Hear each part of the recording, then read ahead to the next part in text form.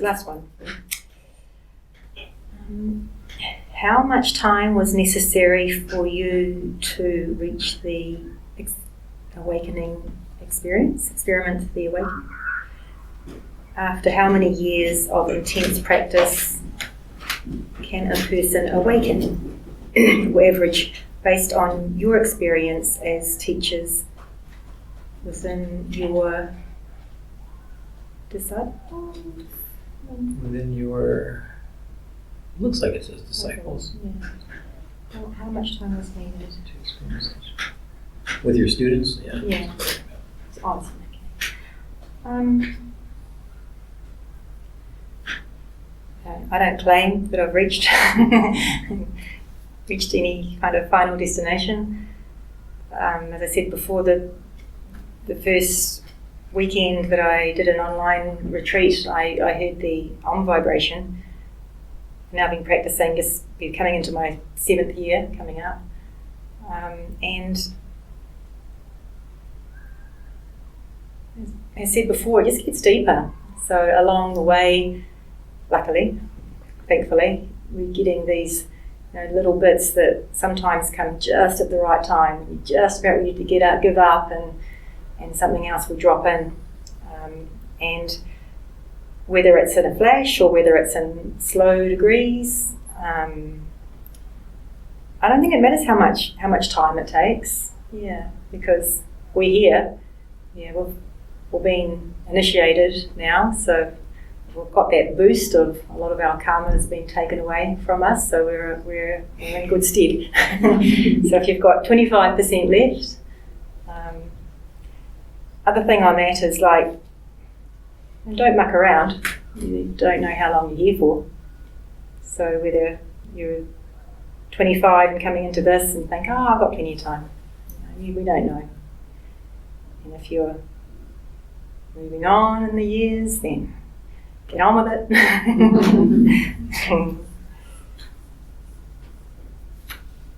Yeah, you can. There's that sutra that is about intensity. You've got mild, moderate, and intense practice, and I think the time will be lessened. It can be a little bit sort of more intense. That depends on your life situation, where you are at the moment. Yeah. And how dedicated and committed you are.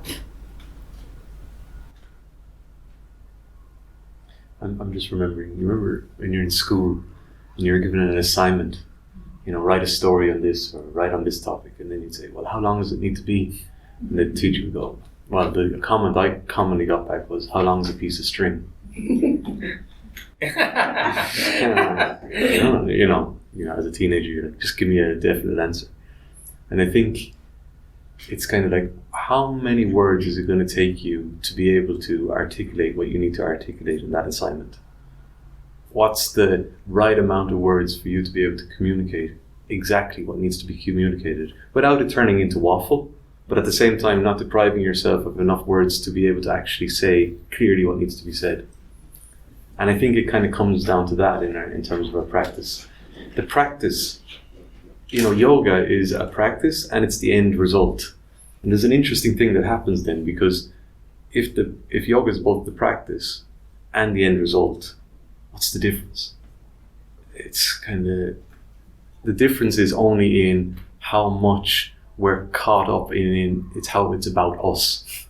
It's about us doing it so we're perfect, or we're some kind of imagined version of ourselves which is no longer going to have to deal with the hardships of life. Like, life is still it's still founded on the principles of dualism, on polarity. It's still founded in all these things. We're still going to be subjected to all these things. It's the attitude that changes. And so through the process of yoga, the practice of yoga, we're getting good at navigating that.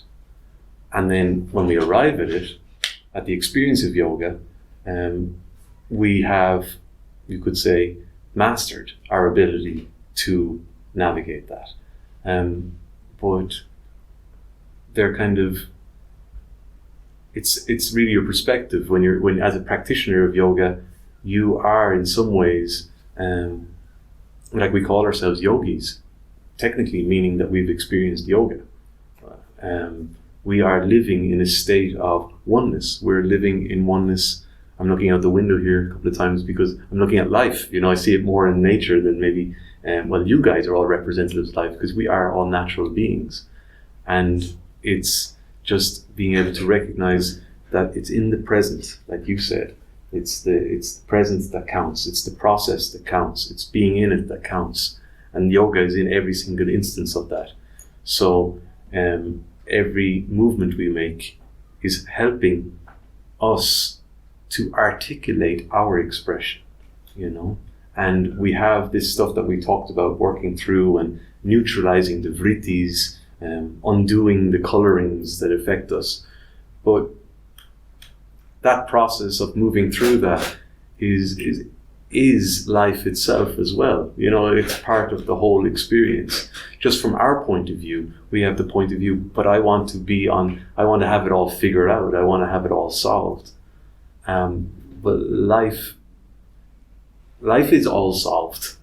It's just you're trying to shift your perspective in how you see how it's all solved. All right. So you're trying to get you in a position where you can say, life is all solved. I'm all solved. I'm perfectly okay. It's more how I relate to that. That's what I'm trying to shift, my attitude to that. And when you shift your attitude to that, then it's kind of, you're not taking it all so seriously. You're not, like that kind of question, how long does it take? That's not even relevant, really, because it's more about where are you in how you're relating to yourself as you relate to the rest of life. Sometimes I feel like I get very abstract when I'm talking. You feel like you need some more concepts. I need more concepts, yeah. But I'll leave it at that. I'll take a whole lot of time, I hope. So how much time was needed for you to experience the awakening? Well, I think like Mr. Davis said, every day I'm a little more awake. And as I mentioned in the beginning, I had an idea of what it meant to be awake and clear and enlightened. And right now, I think enlightenment is just a word. And there's a book, one of my favorite books, Vasishtha's Yoga, it essentially says, enlightenment is just a concept, right? Now, you might need that concept to get you moving in a direction, but eventually it's a concept. And for me, it was a couple years after I started meditating where I started to really feel shifts in my consciousness. I started to have like little flashes of experience in meditation. Oh, okay, that's what Roy was talking about or Yogananda was talking about.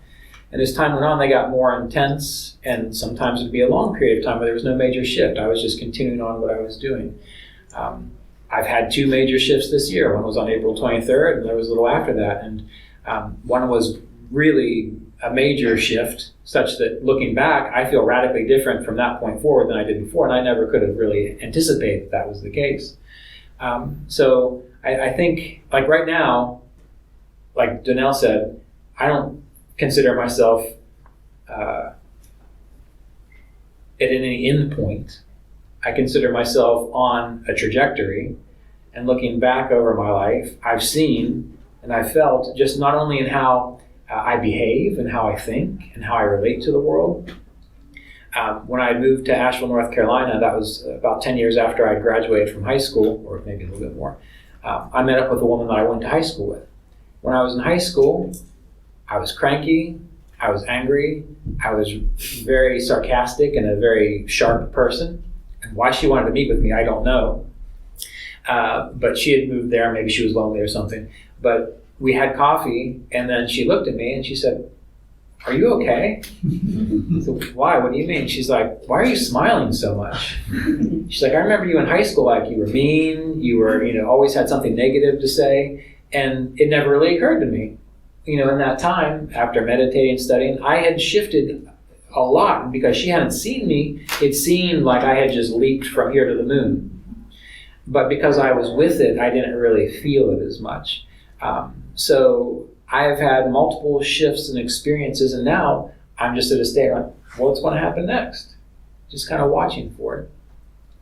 In working with my own students, I have seen people within a year make profound shifts in their life. I have seen people who, if they apply what is being taught, and they don't just want to talk about it, they don't just want to like be part of a group that says I'm a yogi, they really want to dig in and they really want to figure out what do they need to change about their life. I have seen profound shifts in consciousness, not just in how people perceive them or how they behave, but in when they describe their meditative experiences or how they understand principles and philosophies in just a year. And some people who've been, at least in my program, for multiple years, I am thrilled to see what they have done. Because I've met people who've been practicing for 30 or 40 years and they still behave like they're in high school. And I've seen people, so I've seen the gamut. But the thing that I have noticed is that those individuals who hear what's being said, take what we have talked about this weekend and figure out every day, how can I engage that and apply that into my life? Within a few years, the progress is, I'm happy with it. If they died then, I think they did a great job. So it's really more about just your intensity of practice, and then to be open to it and look at it as an ongoing thing rather than to really set like a milestone. One story, and then we can conclude. I might not have it really exactly right. There was a guru, and there were two students that he had. And the one student asked the guru, like, how long is it going to take to be enlightened? And he says, it will take as many lifetimes as there are leaves on this tree. And the student said, well, I'm not doing that. He left. The other student, he said, how long is it going to take to be enlightened? And the guru said, it's going to take as many lifetimes as there are leaves on this tree. He looked and said, okay. And he sat down and he burned through those lifetimes. Because really, think about it. If you see something like that, would you just not even try? Or would you just say, well, great. Now I know what to do. I know what to expect, and I'm going to get on with it. That's how we need to look at this more than like an expiration date, Oh, I've got one more card.